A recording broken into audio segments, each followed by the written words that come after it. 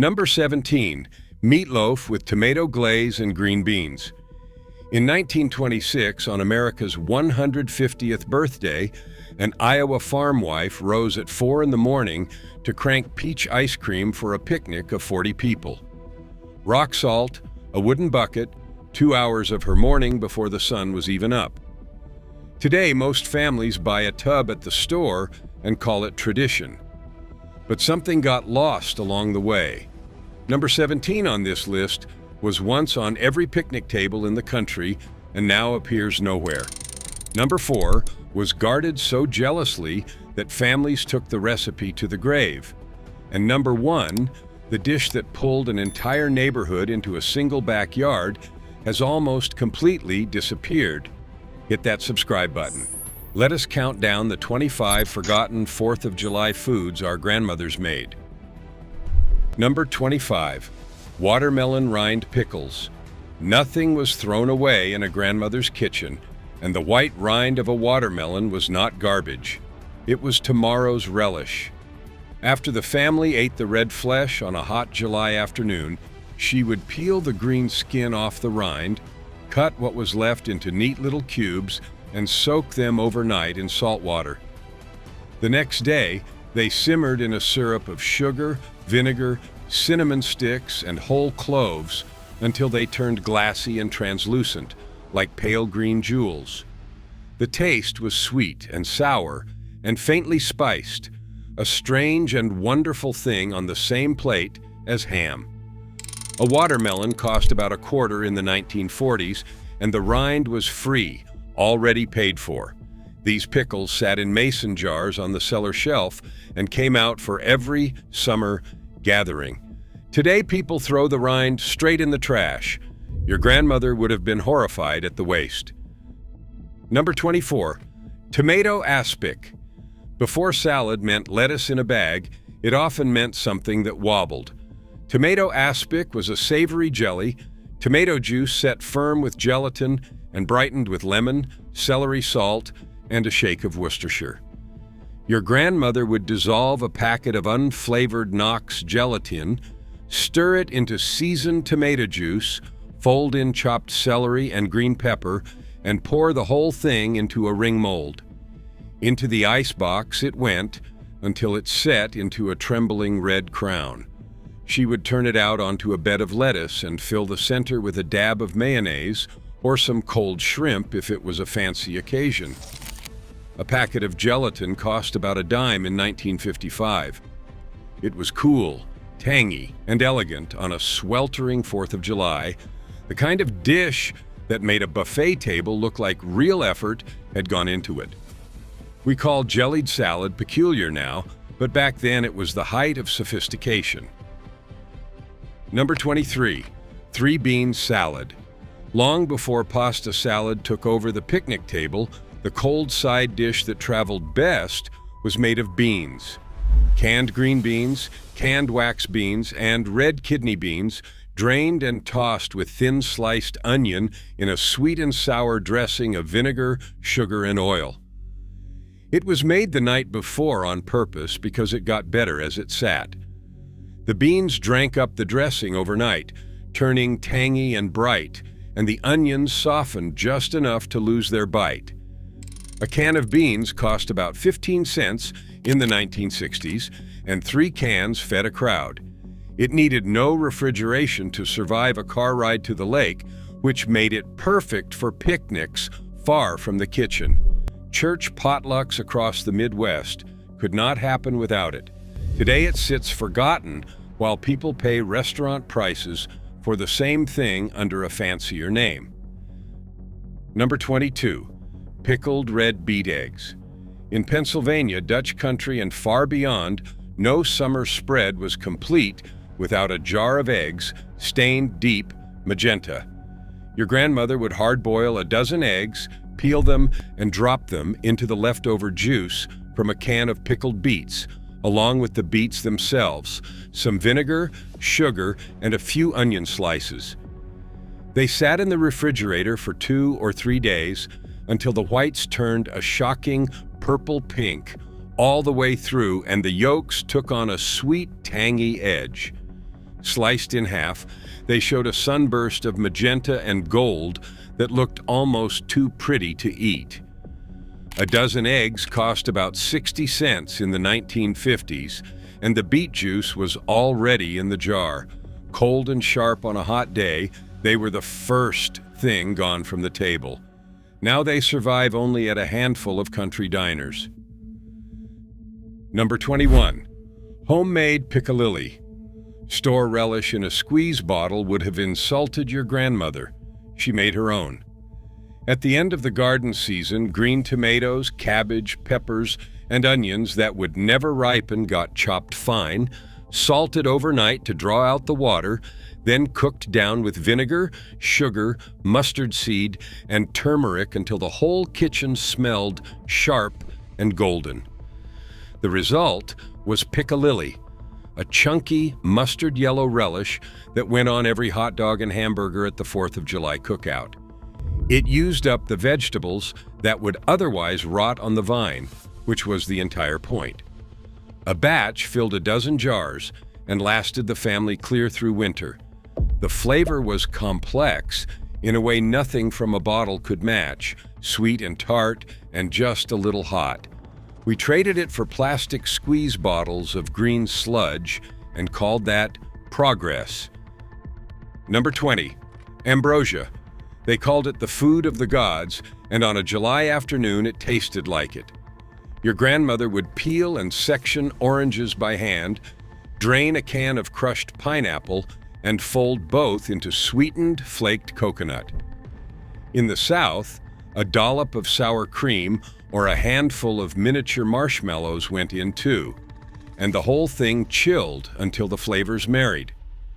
A can of pineapple cost about 20 cents in the 1950s, and a few oranges rounded it out. It was served in a cut glass bowl, cold and bright and just sweet enough to count as dessert without being heavy. The coconut gave it texture, the orange gave it sunshine. Children loved it because it felt like candy, and mothers loved it because it was cheap and disappeared fast. Today, ambrosia has become the thing people mock at holiday dinners, but at a 1955 picnic, it was the prettiest bowl on the table. First pattern break. Here is where it gets interesting. None of these foods needed a grill. That is the thing modern Americans forget about the 4th of July. The cookout, the propane, the man standing over the flame with tongs, that is a fairly recent invention, sold to us by the gas companies and the charcoal companies in the 1950s and the 1960s. Before that, the 4th was a woman's holiday in the kitchen, not a man's holiday at the grill. The food that mattered was made the day before, made to travel, made to sit out for hours in the heat without spoiling. Salads cut with vinegar, pickles preserved in jars, cakes that did not need refrigeration. Every dish on the early part of this list was engineered for one thing: surviving a long hot day far from a cold icebox. Our grandmothers were not following recipes. They were solving the problem of how to feed 30 people in July before anyone owned a cooler. That was the real genius, and we paved right over it with charcoal. Number 19. Switch L. Long before sports drinks, farmers cutting hay in the brutal July heat drank switchel, and so did everyone at the 4th of July gathering. It was a tangy, thirst-killing drink of water, apple cider vinegar, molasses or brown sugar, and a knob of grated ginger, sometimes with a squeeze of lemon. They called it haymaker's punch because it actually quenched thirst better than plain water in the heat. Your grandmother kept a crock of it cold in the well or the spring house and ladled it out to anyone who came in red-faced from the sun. The vinegar replaced what sweat took out of you, though nobody used those words. It cost almost nothing, just pantry staples and a little ginger. The taste was sharp and sweet and oddly refreshing, like nature's own electrolyte drink. We pay $4 a bottle now for the exact same idea with a fancy label. Your grandmother made a gallon for pennies. Number 18. Potato salad with boiled dressing. This was older and better. Before mayonnaise came in jars, your grandmother made a cooked dressing on the stove, whisking eggs, vinegar, sugar, mustard, and a little flour over low heat until it thickened into something tangy and silky. She poured it warm over potatoes she had boiled in their skins and peeled while still hot, so they drank up the dressing instead of sitting in it. A few chopped hard-boiled eggs, some onion, a sprinkle of celery seed, and that was it. The warm potatoes, absorbing the warm dressing, made every bite tangy, clear through, not just coated on the outside. A 5-pound bag of potatoes cost about a quarter. This was the potato salad that won blue ribbons at the county fair. The jarred mayonnaise version that replaced it is a pale, sweet imitation of the real thing. Number 17, macaroni salad with chopped egg. Every picnic table in America once held a bowl of this, and now it is nearly gone in its original form. Cooked elbow. Macaroni cooled, tossed with chopped hard-boiled egg, diced celery, grated carrot, a little onion, and a dressing that was half mayonnaise and half the tang of mustard and vinegar with a pinch of sugar to round it. Your grandmother made it the night before so it could chill and the flavors could come together. A box of macaroni cost about a dime, and it stretched a small amount of dressing and a couple of eggs into a bowl that fed a dozen people. It was filling, cheap, and it held up for hours in the shade. Children ate it by the plateful. Today, the grocery store version is bland and gummy, missing the egg, missing the tang, missing the care. The bones of the recipe survived, but the soul of it did not. Number 16, frog eye salad. The name made children laugh, which was half the point. This was a sweet pasta salad made with acini di pepe, those tiny round pasta beads the size of frog eyes, cooked and cooled, then folded into a pudding-like dressing of beaten egg, sugar, and pineapple juice with canned mandarin oranges, crushed pineapple, miniature marshmallows, and whipped topping. It sat somewhere between a salad and a dessert, which is exactly where 4th of July food liked to live. Your grandmother made an enormous bowl of it because it was cheap to stretch and it fed an army. The tiny pasta soaked up the sweet dressing, and the fruit gave it bright pops of flavor. A box of acini di pepe cost very little, and a couple cans of fruit finished it. It was a fixture at Western and Mormon family gatherings especially. Today, most people have never heard of it, and the ones who have only smile at the name. Number 15, pimento cheese. In the South, they called it the caviar of the South, and no summer gathering happened without it. Your grandmother grated sharp cheddar by hand, never bought it pre-shredded, and mixed it with chopped, jarred pimentos, a few grinds of pepper, a pinch of cayenne, and just enough mayonnaise to bind it into a spreadable paste. Some cooks added a touch of grated onion or a dash of Worcestershire, every family guarding its own version. It went on white bread cut into triangles, into celery sticks, or onto crackers, and it disappeared faster than anything else on the table. A block of cheese and a small jar of pimentos made enough for a crowd.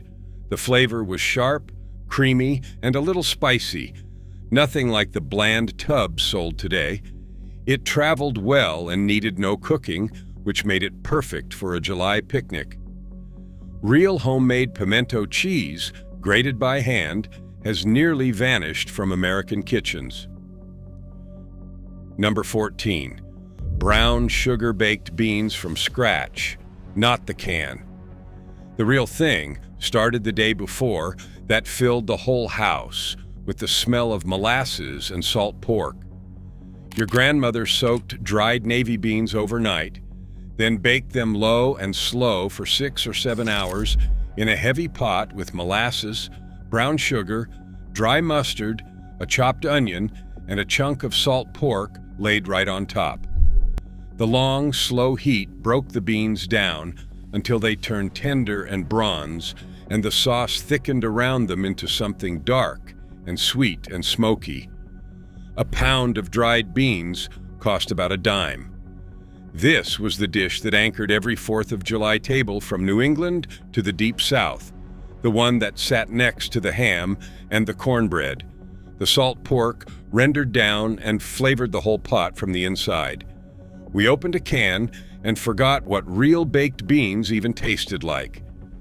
The difference is night and day. Second pattern break. Here is something the food companies would rather you not think about. Almost every dish on this list was designed to use up what the garden gave you, and that is exactly why they vanished. A grandmother in 1955 did not go to the store for a single recipe.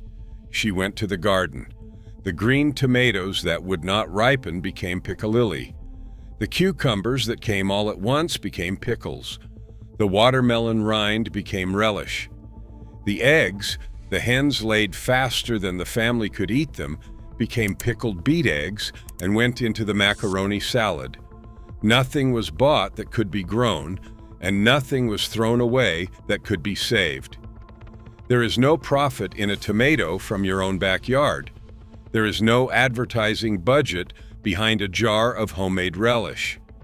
That is why the grocery store sells you the squeeze bottle and the plastic tub instead, and why the skills that made these foods quietly disappeared from one generation to the next. We did not lose these recipes. They were taken from us, one convenience product at a time. Number 13, corn relish. When the sweet corn came in all at once in midsummer, faster than any family could eat it fresh, your grandmother turned the surplus into corn relish. She cut the kernels off the cob, then cooked them down with chopped peppers, onion, celery, vinegar, sugar, mustard seed, and turmeric until the whole thing turned golden and glistening. Packed into jars while hot, it kept for months. The relish was sweet, tangy, and crunchy, a bright spoonful of summer that went on hot dogs alongside ham, or straight onto the plate next to the beans. A few ears of corn from the garden cost nothing, and a batch filled a row of jars. It was the taste of July, preserved in glass, eaten long after the corn was gone. Today people buy corn relish in a jar at a specialty store and pay dearly for it. Your grandmother made it by the case from corn she grew herself. Number 12, cucumbers in vinegar, the simplest dish on this list and one of the most missed. When the cucumber vines went wild in July, your grandmother sliced them thin, layered them with thin sliced onion, and covered the whole bowl in a quick brine of vinegar, water, a little sugar, and a heavy hand of salt and pepper. An hour in the ice box and they were ready, cool and crisp and sharp, the onions gone mild, and the cucumbers soaking up the tang. Some families let them sit overnight until the cucumbers turned almost translucent. It cost nothing but a splash of vinegar, and it used up the cucumbers that came in faster than anyone could keep up with. On a brutally hot 4th of July, a bowl of cold cucumbers in vinegar was the most refreshing thing on the table. It is so simple that nobody writes it down anymore, and so it slips away, one forgetful summer at a time. Number 11, coleslaw with boiled dressing. Like the potato salad, the original slaw was dressed not with mayonnaise from a jar, but with a cooked dressing made on the stove. Your grandmother whisked eggs, vinegar, sugar, dry mustard, and a little cream over gentle heat until it thickened into a tangy, pourable dressing, then tossed it warm over finely shredded cabbage and grated carrot. The warm dressing wilted the cabbage just slightly and worked its way into every shred, so the slaw was tangy and creamy all the way through rather than just coated. It sat in the icebox until it was cold, and it got better with a few hours' rest. A head of cabbage cost a dime and fed the whole gathering. This sweet and sour cooked slaw was the standard across the Midwest and the South for generations. The bagged, shredded cabbage with the gloppy bottled dressing that replaced it would have made your grandmother shake her head. Number 10. Buttermilk pie. When there was no fruit left and pie was still expected, your grandmother reached for what was always in the kitchen: buttermilk, eggs, sugar, butter, and a spoonful of flour. Beaten together and poured into a single crust, baked until the top turned golden and the center set into something between custard and cake, with a faint tang from the buttermilk and a crackly, sweet top. It cost almost nothing because every farm kitchen had buttermilk left over from churning. The pie was rich, smooth, and just tart enough to keep from being cloying, the kind of thing that tasted far more expensive than the pennies it took to make. In the South, they made its cousin, chess pie, with cornmeal in place of the flour. These desperation pies, born of having nothing but pantry staples, became some of the most beloved desserts in America. Then, refrigerators full of fruit made them feel unnecessary, and they faded away. Number 9. Icebox cake. When it was too hot to turn on the oven, your grandmother made dessert without baking anything at all. She whipped cream, sweetened it lightly, and layered it with thin chocolate wafer cookies, standing the cookies on edge or stacking them flat. Then frosted the whole thing in more whipped cream and let it sit in the icebox overnight. The magic happened while everyone slept. The cookies drank up moisture from the cream and softened into something cake-like, so that by the next afternoon a stack of cookies and cream had transformed into a tender striped cake you could slice.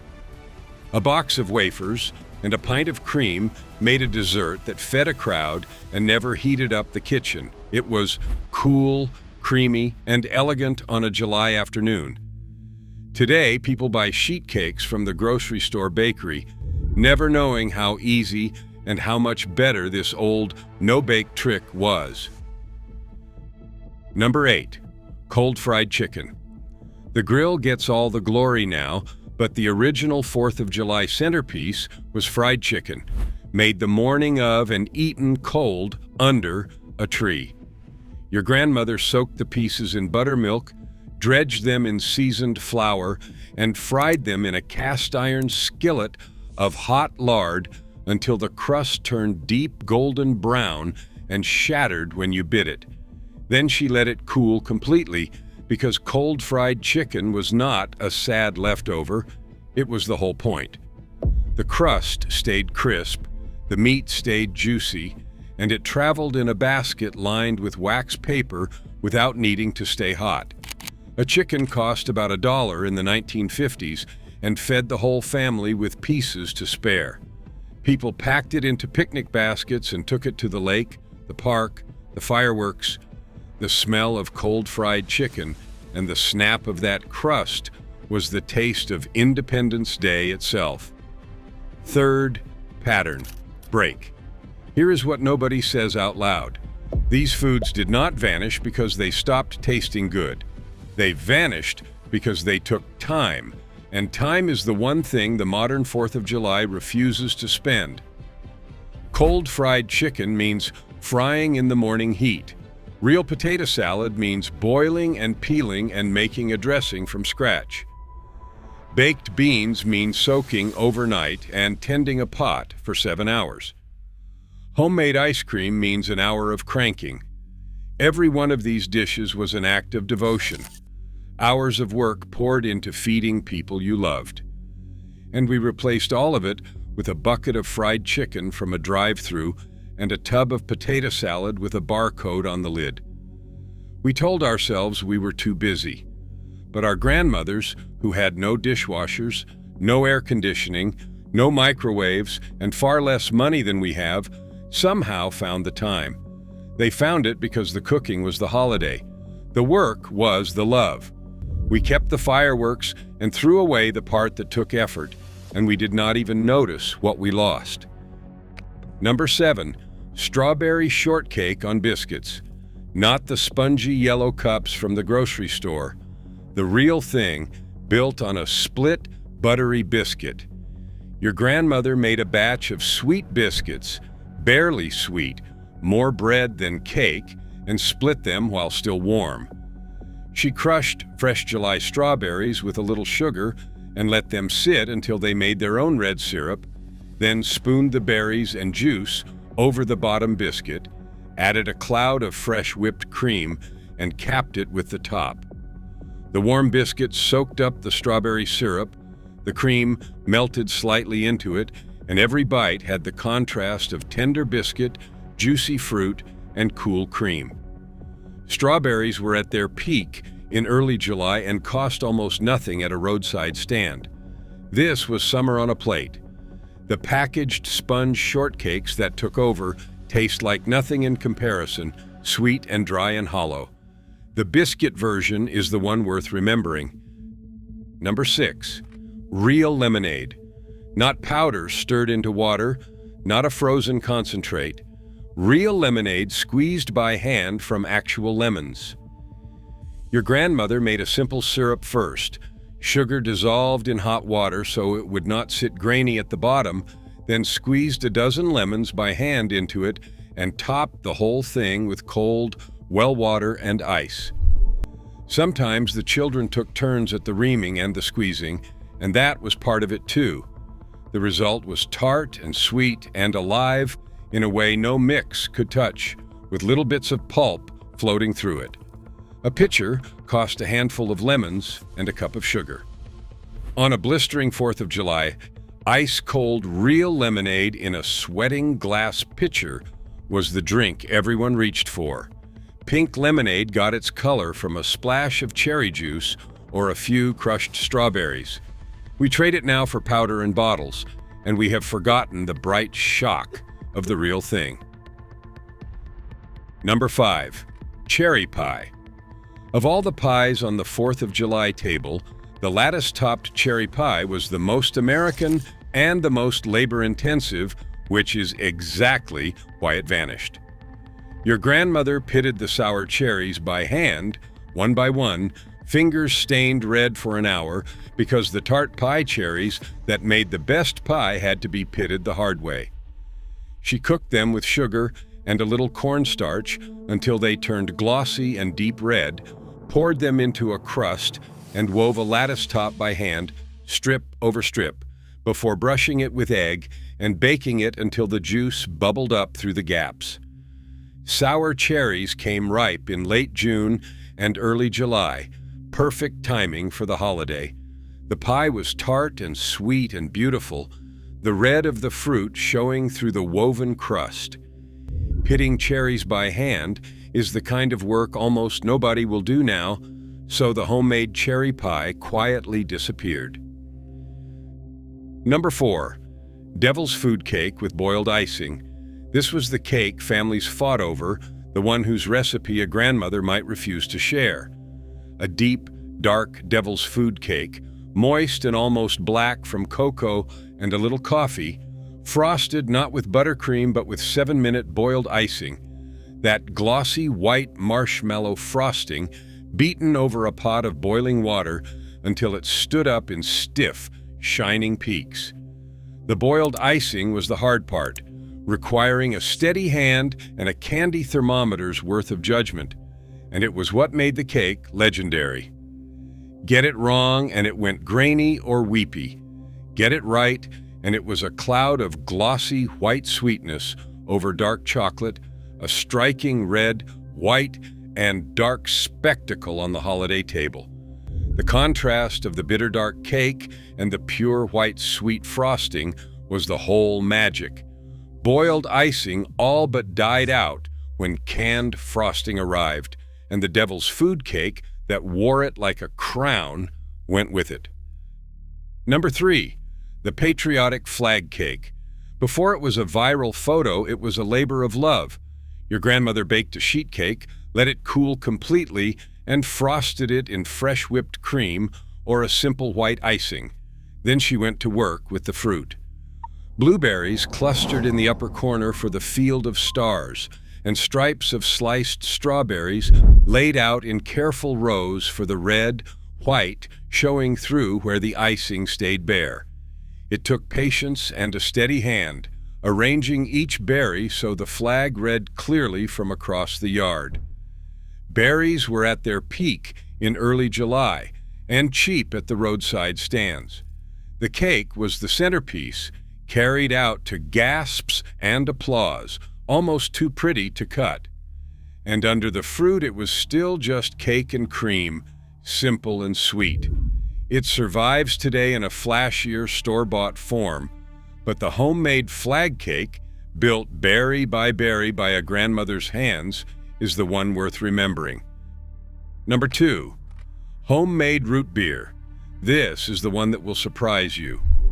Before soda came in cans by the case, families made their own root beer at home, and the 4th of July was the day to crack it open. Your grandmother mixed root beer extract, sugar, water, and a little yeast, bottled it tight, and let it sit in a warm corner for a few days while the yeast did its work and carbonated the bottles naturally. By the holiday, the bottles hissed when you pried the caps, foaming up cold and sweet and fizzy with a deeper, more complex flavor than anything from a store. The children watched the bottles all week, waiting. A batch of extract made gallons for pennies. There was always the small thrill of danger, a bottle now and then building up too much pressure, which only added to the legend. Cold homemade root beer poured over a scoop of vanilla ice cream made a float that no canned soda could ever equal. Almost no one makes it anymore. Number 1, hand-cranked peach ice cream. At the top of this list is the dish that was never really about the food at all. It was about the gathering. Late on a July afternoon, your grandmother made a custard of cream, eggs, sugar, and ripe summer peaches, mashed soft, poured it into the metal canister of a wooden hand-crank freezer, packed the bucket around it with ice and rock salt, and then the cranking began. And everyone took a turn. The strong young men cranked when it was easy, and the children cranked when it got hard. The whole family rotating through the handle as the ice cream slowly thickened, the rock salt melting the ice and dropping the temperature below freezing. It took the better part of an hour. By the time it was done, the whole family had gathered around that bucket in the shade, talking and laughing and waiting together. The peaches were at their summer peak and cost almost nothing at the orchard stand. And when the dasher finally came out, thick and dripping with peach-flecked cream, the children fought over who got to lick it. That ice cream tasted better than anything from a store, not because of the peaches, but because 40 people had a hand in making it. We buy a tub now and eat it alone in the kitchen. We kept the dessert and threw away the ritual. And the ritual was the whole point. Here is my challenge. Make one of these this week. Just one. The real lemonade, the watermelon rind pickles, the cold fried chicken, the hand-cranked ice cream. Then take it to your family's table on the 4th and watch what happens.